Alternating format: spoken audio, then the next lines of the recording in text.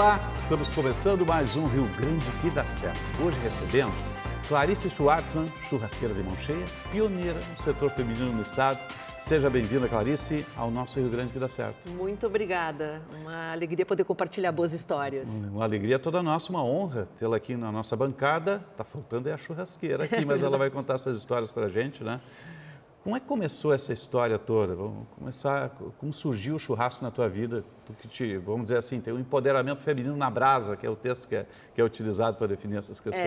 Eu acho que nós nascemos, né? Eu sempre comparo com os baianos, né? Dizem que baiano não estreia, baiano não nasce, baiano estreia. E aqui a gente já nasce comendo churrasco, né? No ambiente propício para se formar grandes churrasqueiros e, por que não, churrasqueiras também, né?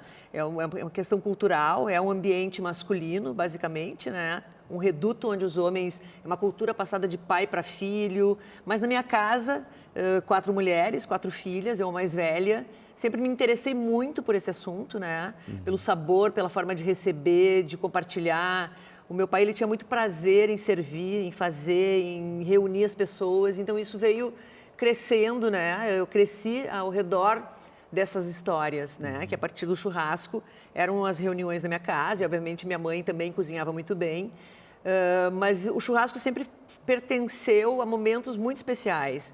E aí eu, desde cedo, comecei a me interessar, a me envolver, querer conhecer, né? Palpite também, meu pai me ensinava. Então, abriu esse canal muito delicado, né?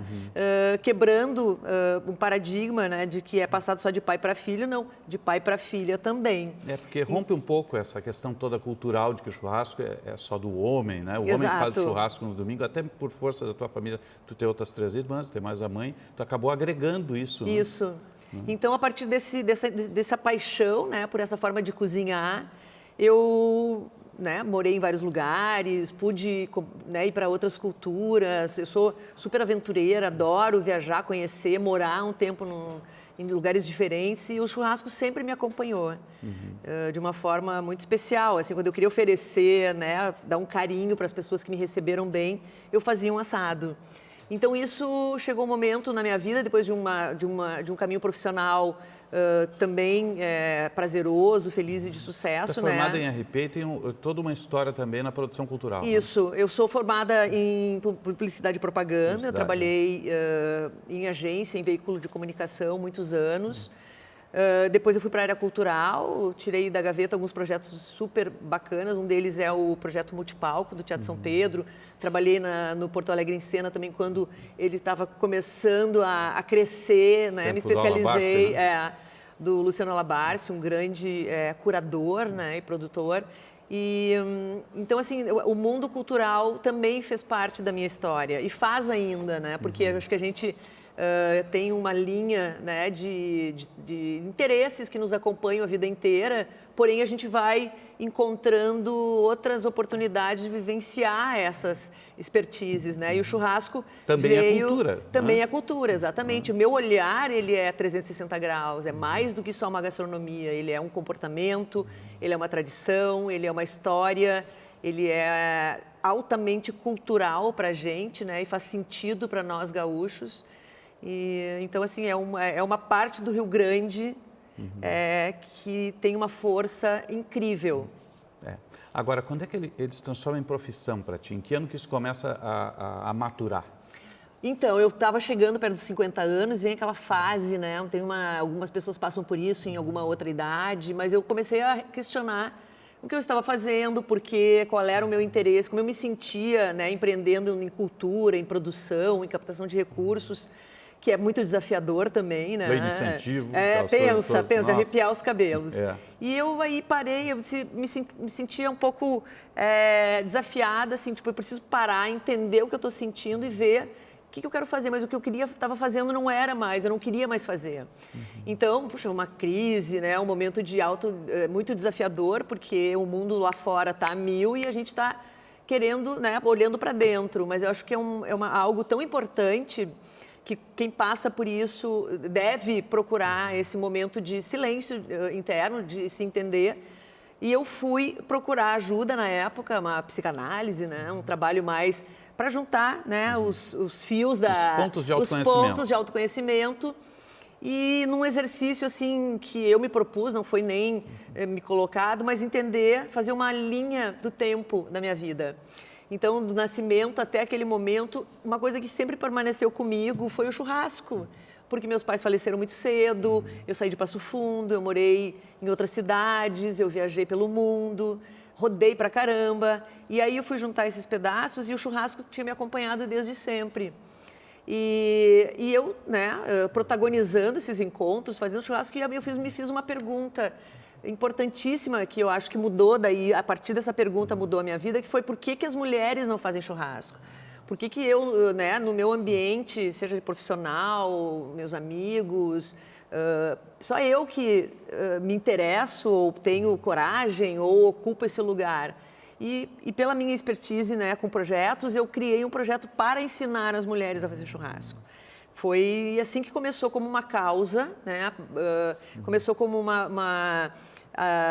algo que dizia respeito muito sobre a minha história, a minha forma de conversar com o mundo, autêntica, diferente, criativa, né? Trazendo para a mesa, né, essas mulheres de todas as idades, com interesses diferentes, mas que existia o mesmo interesse, a mesma vontade, né, de conhecer os segredos e mistérios de um assado perfeito.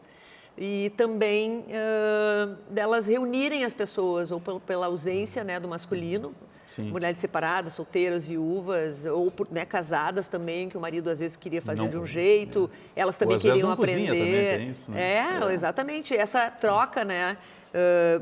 Porque aos domingos, né, quem faz churrasco geralmente é o marido, o namorado, enfim, o filho. Então, acho que eu comecei a mexer nessa forma, vamos dizer, nesse formato cultural, nessa dinâmica tem um familiar, de empoderamento né? nisso também, exatamente. Né? Então, a mulher, ela se sente mais livre, né? Ela não depende de ninguém. Por incrível que pareça, eu sempre vejo, o que muda o mundo eu ensinar uma mulher a fazer um salsichão, né? Ou fazer uma picanha. É muito mais do que um assado, é muito mais do que um churrasco. É um empoderamento, é uma liberdade, é um conhecimento. Nisso, né? Um comportamento. E isso cria uma onda, né, de prazer, de felicidade, reúne as amigas, faz, né, para a família num domingo. Né? Eu acho que isso criou inclusive uma coisa que eu notei no decorrer desse projeto, que teve vários momentos, que muitas histórias vieram à tona, né? Tipo, a minha tia fazia, a minha avó fazia, a minha mãe fazia, lá no interior a minha sogra já fazia. Então, muitas mulheres, só que né, era assim, tipo, tá, faz. Eram dispersas, não? Eram dispersas, mas assim, porque eu acho que nos últimos tempos a gastronomia, né, ela se tornou algo muito poderoso. As pessoas, elas pagam por uma experiência, né? Elas querem aprender a cozinhar, elas já acompanham um conteúdo, daí elas fazem curso. Existe uma predisposição maior para esses encontros na mesa, por uma razão que eu acho que é muito singela. A gente precisa estar junto, claro. né? Relacionamento, né? Se relacionar, a gente precisa estar mais perto, conversar, olhar no olho. A comida tem isso, sempre teve. E a comida do fogo, o churrasco, ele começou a ganhar um espaço maior bem nesse momento que eu comecei também. Eu, sem me dar conta, eu estava entrando num momento no mercado onde estava começando uma mudança revolucionária no mercado, tanto da pecuária, né, da genética, das raças, dos pequenos negócios, da cadeia produtiva, né, todos foram crescendo junto. E a mulher, né, com esse trabalho que eu comecei no Rio Grande do Sul e tive visibilidade nacional, muitas mulheres começaram a chegar também de várias gerações, ensinando também, ou atuando em trabalhos mais profissionais, criando algum serviço ou produto específico. Então, eu peguei, por acaso, e não existe acaso, mas né, alguma coisa no universo me colocou nesse caminho que diz muito sobre a minha história, como eu gosto de fazer as coisas, como eu me relaciono com as pessoas, que é com uma proximidade, uma descontração, muito de uma forma sem frescura, mais autêntica, e eu pude através dessa, né, dessa cultura do churrasco, que ela é informal, que ela é sem frescura, Sim. me comunicar de um jeito que antes eu não tinha, né, nessa profissão anterior. Bonito isso, é a questão do comportamento que a gente abordou nesse primeiro bloco, depois vamos contar um pouquinho mais dos formatos de churrasco, do livro também, né? E dos alunos que passaram já pela tua mão, as alunas, né? Isso. A gente está conversando com a Clarice Schwartzman, churrasqueira, aqui conosco, contando essas histórias, neste Rio Grande que dá certo, que faz um breve intervalo. Retorna em instantes e você fica conosco.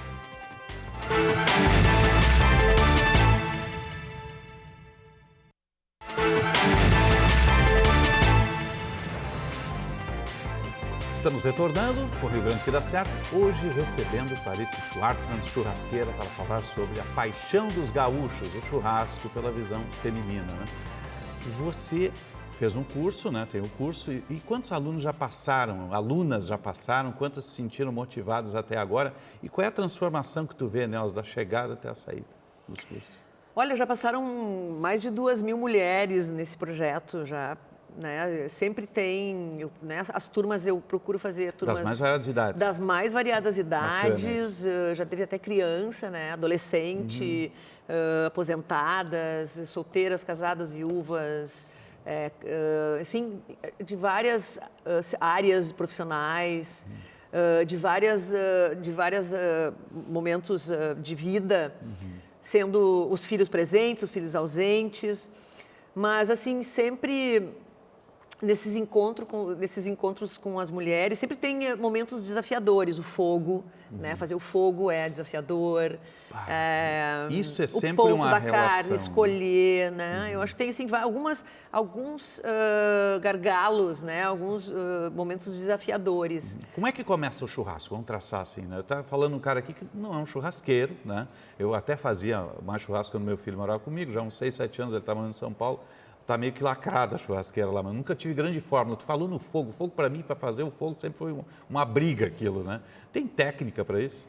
É assim, o grande talento do churrasqueiro ou da churrasqueira, eu acho que é dominar esse fogo, né? E ele precisa de uma característica que é fundamental, que é paciência.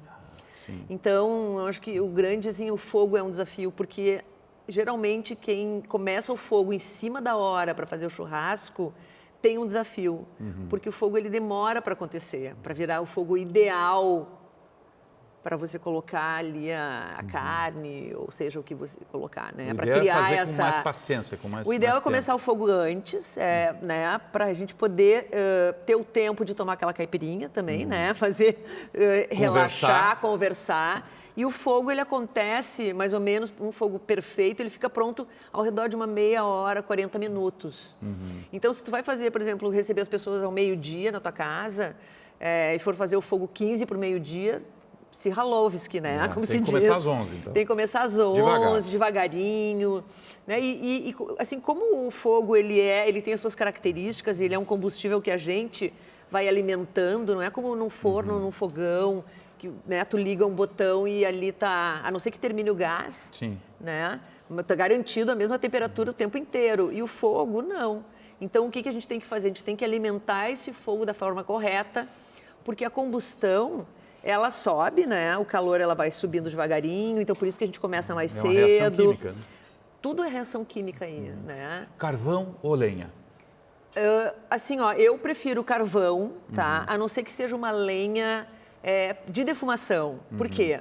Porque a gente tem, por exemplo, no Uruguai e na Argentina, eles têm lenhas para defumação. Eles já fazem com uma lenha especial. Aqui a gente tem mais acácia, né, ou eucalipto, que são lenhas que deixam até a carne um pouquinho amarga. Sim. Altera o sabor. Altera o sabor, mas não de uma forma agradável. Sim. Fica aquele sabor de fumaça, mas não tão agradável quanto poderia ser se a gente usasse uma lenha frutífera, né, uma lenha especial para defumação.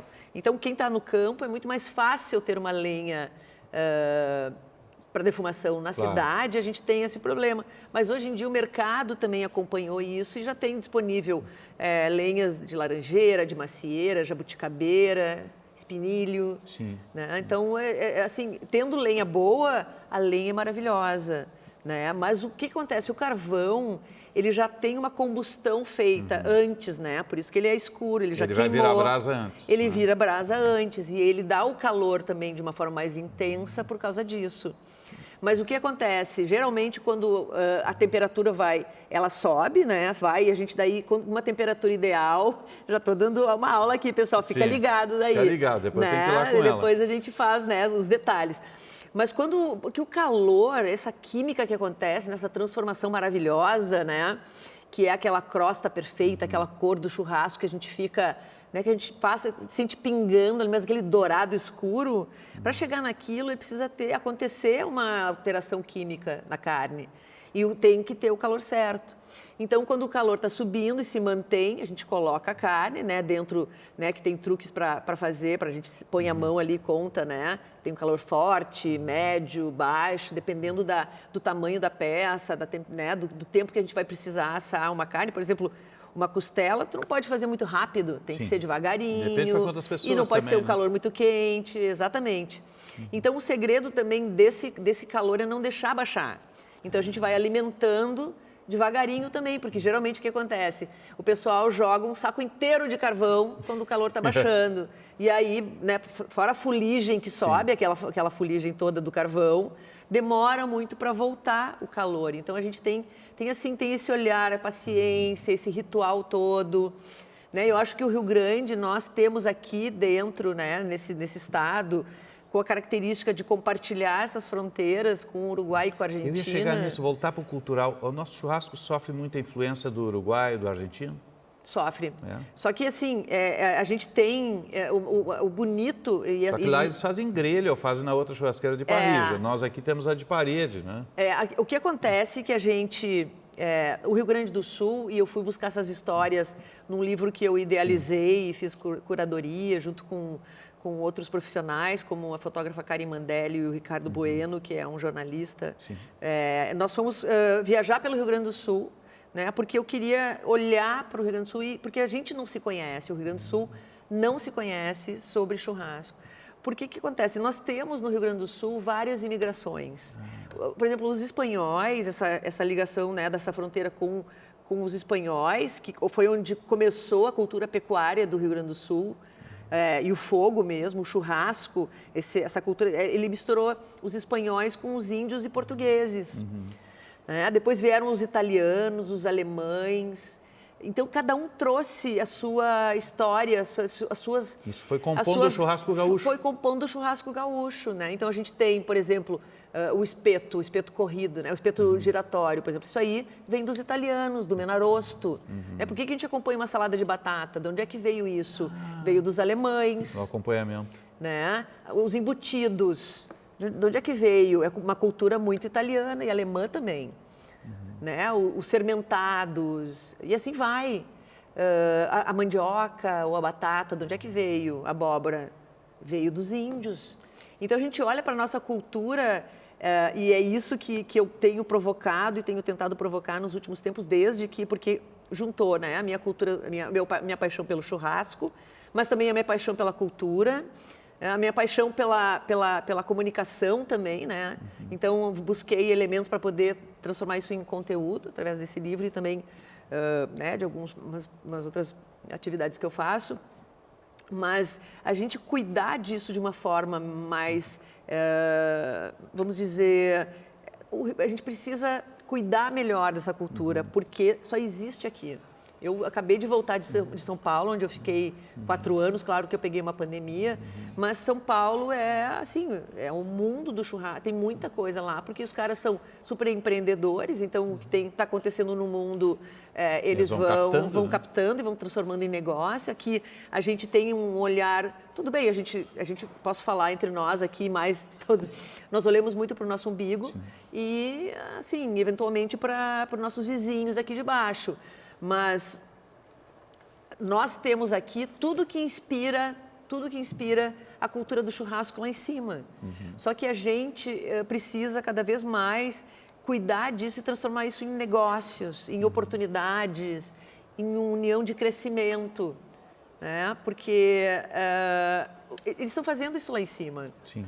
Cuidar dessa história e materializar ela em oportunidades. Exatamente. Então, esse é até um projeto que foi um dos motivos que eu voltei de São Paulo, de poder, a partir de um projeto que nasceu com a Prefeitura, né, de Porto Alegre, de transformar Porto Alegre na capital mundial do churrasco, né, porque a gente tem esse olhar, a gente tem todas as culturas do churrasco aqui no Rio Grande do Sul.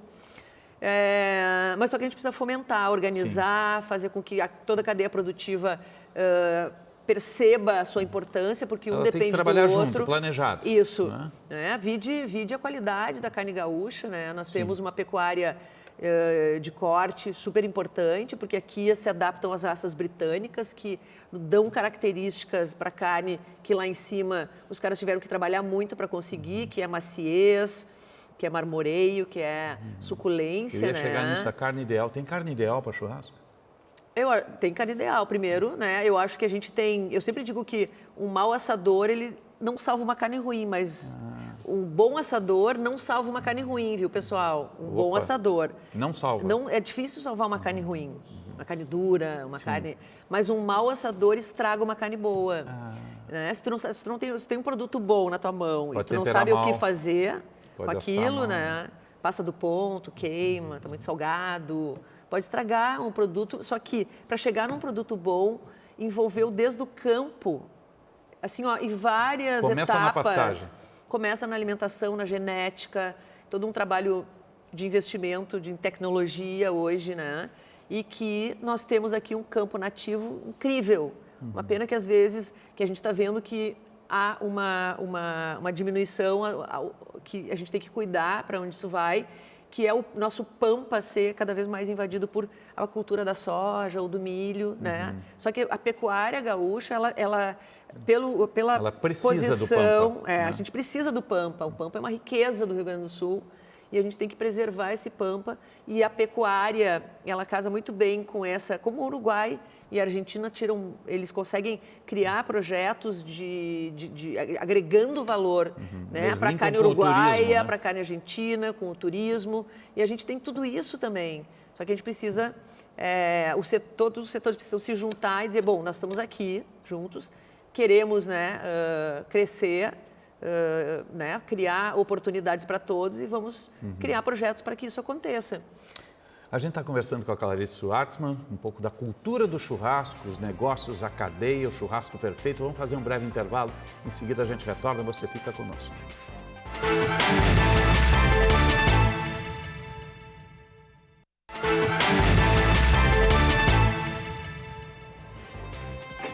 Estamos retornando com o Rio Grande que dá certo, conversando com Clarice Schwartzman, churrasqueira, contando histórias, cadeia econômica, o assado perfeito. Falava aqui no intervalo, a gente voltou, estava falando de sal, né? Sal grosso ou sal fino, Clarice? O sal, né? Ele é muito... Eu já te respondi aqui, a gente estava conversando em off aqui. Mas, assim, mesmo se tu me perguntar assim, salga antes ou depois? Sim. Ou durante ou depois?